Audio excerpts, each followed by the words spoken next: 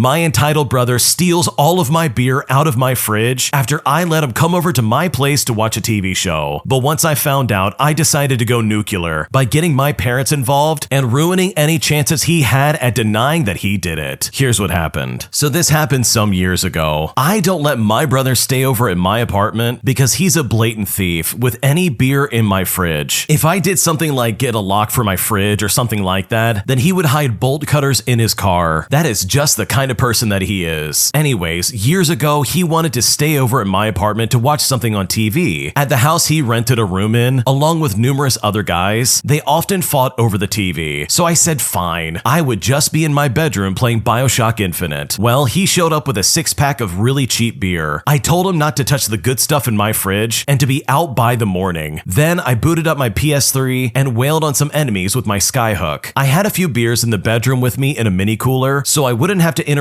with my brother unless I had to. I played for a couple of hours and then I passed out in my bed. When I woke up in the morning, I went to make some coffee. I was out of creamer, so I was just gonna use some milk. But when I opened the fridge, all of my beer and a bottle of whiskey was gone. This was good beer and whiskey too. The beer was a honey beer I still buy on the regular, and the whiskey was Jim Beam honey. I was instantly furious because I knew my no good, rotten, alcoholic thief of a brother stole them. So I called him up. It took 3 tries before he finally picked up his phone, and then he had the audacity to deny he even took the booze. But I pointed out that I had this stuff in the fridge, and it was gone in the morning, and he left before I got up. It literally only could have been him. Well, that finally made him own up to taking it, and then he complained he couldn't resist good booze. I told him I don't care what he can or cannot resist. I wanted it all back, but he brushed me off and said to just go to the store and get some more. I felt like I nearly burst a blood vessel in my brain because I was so angry, but he just hung up the phone on me. The next part I'm so proud of, but it's pretty much my brother's biggest weakness. I called our parents. They were pretty mad on my behalf too, because dad especially appreciates the kind of booze I do and immediately called my brother. I don't know what dad said to him, but my brother called a little while later and basically said to me, "Really? You got mom and dad involved?" I told him to bring the booze back, and if he opened any of it, he has to replace it. He said to me, "Screw you," and then hung up the phone. He showed up at my door later with the whiskey and beer. He hadn't opened the whiskey yet, but he had started in on the beer, so he had to buy another pack on the way there. Only it wasn't the same beer. It was the cheap garbage he always bought. I told him that wasn't gonna cut it, and he knew it. He said to just take it because he wasn't going back to the store. I then picked up my cell phone and I said, well, perhaps maybe I should call your ex-girlfriend next. She's almost as good at cowing him as our parents. He said I wouldn't dare, but I was ready to push the buttons. So he said, fine, and trudged back to his car. He came back about 20 minutes later, shoved a case of honey beer in my hands, then flipped me off with both hands as he walked away. Yeah, he's that immature. I told him he wasn't welcome to stay over ever again. And he said something like, yeah, whatever, big deal, all before taking off. True to my word, I haven't let him stay over since. He's been here for a party a few times, but I always watched him like a hawk because he still tried to take my good beer. He even got really upset when I made him put a can back in the fridge and only drink the cheap stuff. And there were times he wanted to see something on TV at my place, but I refused after what he did before, and he acted like a complete jerk for it. I said I didn't care. He messed around and he absolutely found out what the consequences were. How rude of your brother. Like seriously, if you're gonna come over to somebody's house, the least you can do is be respectful of their property. Like I'm sure if he went up to you and he said, hey, could I have some of your beer in the fridge? You might have been more inclined to let him have like one beer or something like that. But the fact that he just straight up stole it and said nothing, that in my opinion is completely inexcusable. So good for you for doing whatever it takes to get your stuff back, because your brother absolutely should not have stolen from you, and he absolutely got exactly what he deserved. If you like Am I the Jerk, you're probably going to love Am I the Genius. Check it out, link down below in the description. Am I the jerk for confronting my friend for taking our picture out of his wallet just to replace it with his girlfriend's? Here's what happened. So my best friend John and I have been friends since we were kids. As kids, we were very close, and we had a fake wedding when we were 7 and 8. In high school, we recreated the fake wedding pictures, and he had one of those pictures in his wallet. Since he got his girlfriend by the name of Sarah, that's not her real name, and this was around 2 years ago, John has distanced himself from me. We still hang out, but I feel like he always makes time for her instead of me. The only way I can see him now is if we grab a coffee once every few days, but other than that, he won't come to my house when he used to have sleepovers and movie nights, and he won't invite me to his house either. I feel neglected and hurt because we've been inseparable since we were small kids. A couple of days ago, I grabbed a coffee with him at a coffee shop, and when he opened his wallet to grab his card, I noticed that he put a picture of him and his girlfriend in the place he had our fake wedding pictures at. I asked him about it and pointed out how I noticed, to which the only thing he said was, well, what about it? I was like, really? Why did you take our picture out and replace it with him and his girlfriend? He said that his girlfriend is, well, his girlfriend, and he doesn't understand why I'm making such a big deal out of it. I reminded him that she might be his girlfriend, but he can't just throw me away. I've been his best friend since primary school. My picture existed in his wallet first, and he throws it away to replace it with someone he knows significantly less. He eventually got annoyed and told me that once I stop being an immature, annoying brat, he'll talk to me again. Until then, I better leave him to his peace because he's not dealing with my childish tantrums. So honestly, am I the jerk for confronting my friend about this? Am I in the wrong? What should I do? It's really crazy to think that the original poster is serious in this situation. You're really upset that your friend got rid of your fake wedding photo pictures and put a picture of his girlfriend there instead? Like seriously, you two are not dating. Unless you secretly had a thing for him ever since you were a kid, but like even then, you have no claim over this guy in his life. Your friend is 100% in the right. You're absolutely being an idiot, and he has no obligation to try and keep that picture around if he doesn't want to. Also, that's incredibly uncomfortable. Like seriously, you're attached to this guy as if you actually are married to him. But guess what? You're not married to him. Those were pictures that you took in high school as well as when you were children. And now in your early 20s, it's time to let that stuff go and just like, I don't know, move on with your life. Maybe move on and find an actual relationship instead of trying to cling to this pretend marriage that you clearly are really attached to. Like if you take a step back, this is incredibly weird. Like really, really weird. Like why would this guy seriously think that a pretend photo of the both of them getting married should somehow take precedent over his actual girlfriend? And it's also weird that this guy doesn't realize that his girlfriend absolutely is going to come first in this relationship, meaning that her picture is definitely going to be there in his wallet instead of your staged married photo. So truly, the original poster is absolutely at fault here, and his friend has every right to be annoyed because his friend is acting like a jealous ex, even though they never had anything like that in the first place. Am I the jerk for calling my sister out when she judged me for living at home and wanting children later in life? Here's what happened. So I'm a 25-year-old female and I live at home with my parents. I did live alone before, but due to my mental health at the time, I moved back home. My health is now getting better, and I'm saving up with my partner to move out. I also pay rent to my parents, and I'm also paying my way as well. My older sister judges me for living at home and states that she moved out at 18 years old and it's not that hard. However, my sister seems to forget that she moved in with her then boyfriend's family, and after they broke up, she moved in with her now husband and basically has never lived on her own or really even paid a dime in rent. Yet she's the one judging me. Anyways, I travel with my best friend to go visit my sister as we both live a plane ride away from each other. As I arrived at my sister's place, she decided to say in front of my friend, who also lives at home, that it's super weird that I still live at home, and when she was 25, she was already married with a child. I told her that I'm going to wait until my 30s to have my children, and I'm saving up to move out. She then laughed at me and said that having children in my 30s is so old. But then I said to her, well, not all of us are lucky enough to marry rich. She didn't like that comment and called me a jerk. So honestly, this begs the question, am I the jerk for calling my sister out after she's been judging me for living at home? Your sister sounds like a massive jerk. You are not the jerk in this situation, in my opinion. She is going over and beyond just to try and treat you like garbage, all because you live at home. And like seriously, how does she not understand the extenuating circumstances? Like she sounds incredibly ignorant, and the way she's treating you is so inappropriate. I'm also a firm believer that if you can dish it, you certainly better be able to take it. And it sounds like you flipped the script on your stupid sister and you said to her, hey, you married rich. Not all of us can get that lucky. And that, in my opinion, was a completely reasonable response. She's been hitting you with this for a long time. And if I was in your shoes, I probably would have said something similar as well. So I would not feel bad about this at all because your sister started this mess to begin with. And if she's gonna start it, then you absolutely can finish it. My cousin puts an entitled Karen in her place, leaving her fuming and flabbergasted. Here's what happened. Sarah is one of my many cousins, and she's got a quick wit and sarcasm like no other. Sarah is not her real name. When we hang out, not even my friends mess with her because they know she can tear anyone a new one, if you know what I mean. Sarah always gets me laughing and surprises me with her sarcasm and wittiness. Before the coronavirus outbreak, it was one of those take your kids to work days, and Sarah's mom, who we will call Aunt Jane, that's also not a real name, took Sarah to work with her. Aunt Jane owns and manages a family-owned store and was introducing Sarah to customer service before showing her what it's like to manage a place. So when Sarah gets older, she can decide if she wants to be a customer service assistant or something else entirely. So enter Sarah with a quick wit when an entitled Karen comes over to one of the cashiers and demands free gift cards because nothing in the store is good enough, and she wants something to actually use when coming back to this crappy store, as she puts it. When the Karen demanded to speak to Aunt Jane about the subpar merchandise, my aunt explained she doesn't give out free gift cards, especially to rude customers who insult her employees, and these employees are just doing their job and making honest money. Sarah later told me that the Karen had one of those squeaky, high-pitched voices that got higher the angrier she got. The Karen was middle-aged, but she sounded like a preteen boy whose voice just broke. When the woman demanded more stuff, Sarah was furious with the Karen, who was now insulting her mom. Aunt Jane is the kindest person you'll ever meet, and Sarah is fiercely protective of her. Sarah's a tiny firecracker, and this was when she launched, and I would have paid good money to watch her tear this Karen a new one. Ma'am, they say with age comes maturity, but with you, I really think it missed the mark. No one with your helium voice should be subjected to dealing with you on a normal basis, weekday or otherwise. So either buy stuff and leave, or just get out right now, okay? Sarah said that, by the way, word for word, and I died laughing when she told me about it. The entitled Karen was fuming, and she demanded the small employee who didn't know her place be fired. My Aunt Jane said to her, "This is my daughter. She doesn't work here, I can't fire her. And I wouldn't fire her for this either. She doesn't tolerate bullies, and a bully is what you are. Please leave now, ma'am." The Karen was fuming but left, and right after, Sarah texted me the entire story. I don't think the entitled Karen will be going to my Aunt Jane's store anytime soon, but either way, my cousin Sarah absolutely rocks. We honestly need more Sarahs in the world. I mean, that Karen was completely out of line. There was no reason for her to jump up there and actually ask for free gift cards. Like, seriously, who do you think you are? You gotta pay for those. There's no way you're getting that for free. And it must be nice to be the daughter of the business owner, and also just to be the business owner themselves, because then you can tell these people to get lost and never come back, and there's really nothing they can do about it. They're not gonna hurt your paycheck or anything like that. So honestly, good for Sarah and Aunt Jane, because it sounds like they're not gonna take that garbage from anybody coming in with that kind of attitude. My father-in-law is trying to exclude me from my own pregnancy, and has just been acting really weird all around ever since he found out that I got pregnant. Here's what happened. So after being engaged for 2 months, I found out that I was pregnant. Because it was unexpected and a very personal thing for me, I decided not to tell anyone but my fiance until the second trimester. We have now told family and close friends, who have shown nothing but support and excitement for everyone's first grandbaby. I still do not plan on announcing my baby to the world or on social media anytime soon. This is honestly just a personal preference. However, last night, we told my fiance's father, and to say him and I don't have the best relationship would be an understatement. For example, whenever my fiance isn't around, he'll make statements such as, "You have birthing hips," and other commentary about my looks or mention my fiance's ex. To top it off, when we got engaged, he didn't congratulate us once, and instead bragged to his friends and family about how my fiance just got a new job and graduated from college. Last night, we told him I was pregnant, and he made the entire subject about himself and my fiance, saying, "Finally, a boy to continue our bloodline. I can't wait to watch him at sports practices." I mean, we don't even know the gender yet, and the entire time, my father-in-law talked about how my fiance is going to be such a great father, and not a single congratulations to me. And when his girlfriend mentioned buying baby clothes, he would cut her off and say, "Yeah, with what money? My money?" But what really irritated me was the fact that he got mad at me for waiting so long to tell him, and wanted to know why he couldn't tell everyone about it and share it on Facebook. He even texted me about it right after I left. The entire time we were there, he referred to the baby as my fiance's, and told us our lives were over and that we'll resent the kid for the rest of our lives. But at the same time, my father-in-law wants to watch the child for weeks at a time. He believes he is entitled to be in the room when the baby is born if he wishes to. When I told my father-in-law I only wanted my fiance in there, he told me that it wasn't my decision and I needed to include everyone in this experience. Let's just say my fiance and I have had long talks since then, and for my sanity, my father-in-law will not be seeing me or the child for a very long time. Your father-in-law sounds like a creep. First off, there's no reason for him to be making those kind of comments about your body. That's incredibly creepy and very weird. weird. And that is something that definitely needs to be known between you and your fiance, especially if you haven't already talked about that. Also, the fact that he wanted to be there in the room while you were giving birth also really gives me the creeps. Like, it sounds like he wanted to be in there for ulterior motives. Maybe that's just me, but like, that's the vibe I'm getting. So I'm really glad you and your fiance came to the obvious conclusion that he is not going to be around you or the kid for a while. And obviously he's really hopeful that it's going to be a boy, but how is he going to treat that child if it's a girl? And if I were to make an assumption about this guy's character, you can bet he would probably mistreat your potential daughter in the same way he's mistreated you. He would dismiss you, act like you're not even in the room, and he would probably be creepy with her as well. So good for you for not only finding out exactly how your fiance's father is going to act, but also making the decision that nope, he is not going to be involved in your life or in your future kid's life in the slightest. An entitled Karen demands that we sell her scratch-off lotto tickets even while the power and registers are down. Eventually, my manager gets fed up, causing him to go out there and tell her to get lost. Here's what happened. So my store had a blackout a few days ago. A full 3 or 4 blocks blacked out for at least 3 hours. My store was affected and the registers and lotto machines were down. We were turning people away unless they needed to use the bathroom. Some were regulars who understood the whole problem because their house was also in the area. Then there was a lady who has an addiction to lotto scratch tickets, and this lady was known to drop at least $500 on scratch-offs and stay in my store for hours. On this day, my manager decided to lock the front door and used his cell phone to call the district manager. We basically had to keep the door shut and posted a sign saying no services, which we thought was enough. But the entitled Karen shows up as I post the sign and lock the door to wait for the district manager to come. She is banging on the door when I tell her that there's been a power outage and that registers are down. The entitled Karen then screams, "Can't you just give me a few scratch tickets? I have money." She has literally no concept of this, I guess. I say to her, "I'm sorry, I can't do that. The registers are down." She rolls her eyes and starts to talk to me like I'm stupid. She says, "I have money." At this point, I'm getting annoyed. I say to her, "I am not letting you in. Please come back when we have power." I lock the door and I go back to moving some items to the drink fridge. She continues to bang on the door and I see my manager who tells her to leave, while she still screams that she has money and she wants to get scratch-offs. My manager immediately shot her down. She said, "Didn't she tell you the registers are down?" My manager is looking at me and has a rather hard expression. The entitled Karen acknowledges that yes, I did say that to her, but she then goes on to say that she just wants us to ring it back up when the power comes back on. The manager finally decides to make a final say. "We are done. No, you are not getting anything until the power comes back on." About an hour later, the power is back on and the registers are down. We had to call the help center and it took another hour for the registers to be restarted. And it's right about then that the entitled Karen comes back, banging on the door and pointing at the lights, screaming that the power is on and she can now buy tickets. My manager and I are now staring at each other. Okay, I'm done. He then walks outside and decides to tell her to leave. I can hear him say it. "You have a problem and you need to get help. Please stop coming here. We are not selling you tickets." She then storms off, complaining at us about how corporate is going to hear about how we treated her. The district manager was also in the parking lot as she walked off. He saw the whole thing and said that we handled it better than he could have. It really sounds like that lady has some kind of addiction. Like seriously, there's no reason to act like that at all. First and foremost, they're just scratch-offs. Like the chances of you winning anything substantial besides like maybe $50 is really slim, and it's really just not worth it. I mean, I personally think that gambling is really stupid and a giant waste of time. That's just me personally. So to see someone who has this much of an addiction and spends about $500 a week on scratch-offs is honestly a little bit sad. So hopefully this lady never comes back because the way she was acting was incredibly crazy, and I can only imagine dealing with that on a daily basis. My boss warned me that I had an off night and that I need to pick it up or there could be consequences, and I'm now really worried that I'm about to get fired. Here's what happened. So I first want to start off that I feel so sick and I don't want to get fired. I enjoy waitressing and I like making people happy. So tonight was quiet enough. I had one table, a group of 14, and I was a mess tonight, and I wasn't focusing at all. I was forgetting small things and just was not on the ball at all. I had one table and I was messing up so much. Later on, my manager called me aside in private and told me tonight was not good enough. And she was right too. She mentioned things like drinks weren't being offered or cleared, steak knives weren't being served, too many other people were having to deliver the food, and I wasn't serving the food as I should be. She also said that newer staff are outperforming me. She also said in comparison to how I worked last Friday, it it was not good enough. Apparently, I was the best performing waiter or waitress last Friday on a busy night out of all the staff, and I did everything brilliantly. On the ball with everything, upselling, remembering the small things, etc. I don't know what I did last Friday differently. I was so in control of everything, and I was so efficient. I was running my own food, my own drinks, remembering everything that has to be done. My section was full and busy, and all my tables were happy. None of them were waiting too long for anything. I usually have an issue with responsibilities clashing all at once, but not on Friday. I did so well, and I let myself down tonight. I feel so sick. I asked if it was a warning, and she said yes. I do not want to get fired. I'm clearly capable of managing my own section efficiently. I had a bad night, and I'm so worried about the next few shifts. What should I do? Honestly, it just sounds like you had a bad night, and I think your manager is smart enough to know that you really do know what you're doing, and it's not like you're not cut out for the job. I mean, you had a really good night last Friday, so it's not like you can't do your job. Everyone has an off night, and as long as you're aware of it, then hopefully it'll be easier to just get up and try again. Thanks for watching. When you subscribe, make sure to hit the bell to turn on notifications so you never miss a video. To finish listening to all the stories, use the playlist at the top of the description. And if you like Am I the Jerk, you're probably going to love Am I the Genius. Check it out in the description below and subscribe.